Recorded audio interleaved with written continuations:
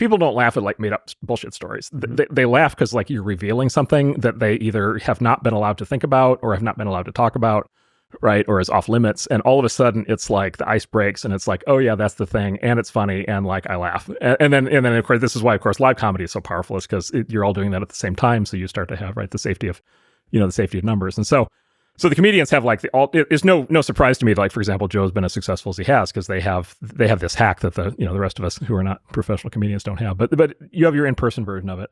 Yeah, and then you got the question of whether you can sort of join the networks together. And then you've probably been to this is, then at some point there's like the alt dinner party, the Tharkamiddle dinner party, and you get 6 or 8 people together and you join the networks. And those are like the happiest, at least in the last decade, those are like the happiest moments of everybody's lives, because they're just like, everybody's just ecstatic because they're like, I don't have to worry about getting yelled at and shamed like for every third sentence that comes out of my mouth, and we can actually talk about real things.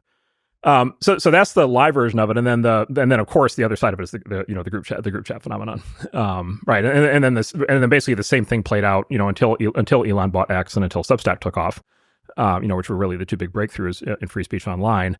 The same dynamic played out online, which is you had absolute conformity on the social networks, like literally enforced by the social networks themselves through censorship and then also through cancellation campaigns and mobbing and shaming, right? But then group chats grew up to be the equivalent of samizdat, right? Mm-hmm. Anybody who grew up in the Soviet Union under communism, they had the hard version of this, right? It's like, how do you know who you could talk to, and then how do you distribute information, and again, that was the hard authoritarian version of this, and then we've been living through this weird mutant, soft authoritarian version, but with some of the same patterns. And WhatsApp allows you to scale it, make it more efficient, to build on these groups of heretical ideas bonded by humor.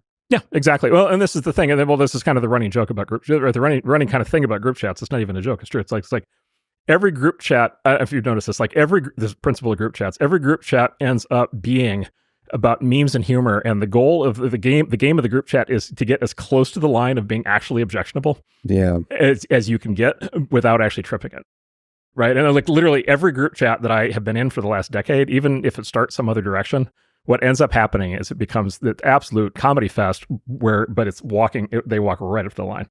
And they're constantly testing. And every once in a while, somebody will trip the line and people will freak out. And it's like, oh, too soon. Okay, we got to wait until next year to talk about that. They walk it back. And so it's that same thing. And yeah, and then group chats is a technological phenomenon. It was amazing to see, because basically it was, number one, it was, obviously the rise of smartphones.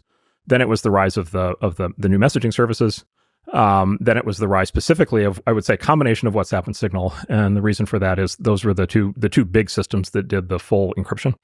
So you actually felt safe. And then the real breakthrough, I think, was disappearing messages, which hit Signal probably 4 or 5 years ago and hit WhatsApp 3 or 4 years ago. And then the combination of encryption and disappearing messages, I think, really unleashed it. Well, and then there's the fight. Then there's the fight over the length of the disappearing messages, right? And so it's like, I often get behind on my thing, so I set to 7-day disappearing messages, and my friends who are like, no, that's way too much risk. Yeah, it's got to be a day. And then every once in a while, somebody will set it to 5 minutes before they send something like particularly inflammatory. Yeah. 100%.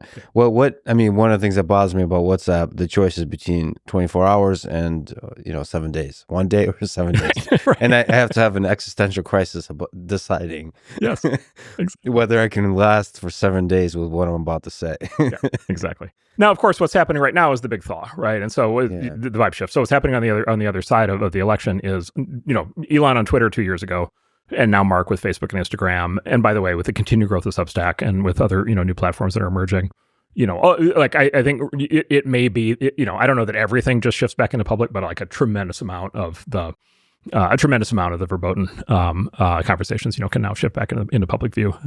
And I mean, quite frankly, this is one of those things, quite frankly, even if I was opposed to what those what people are saying, and I'm sure I am in some cases, I would argue it's still like net better for society that those things happen in public instead of private. Do you really want, don't you want to know? Yeah. And then it's just I think clearly much healthier to live in a society in which people are not literally scared of what they're saying.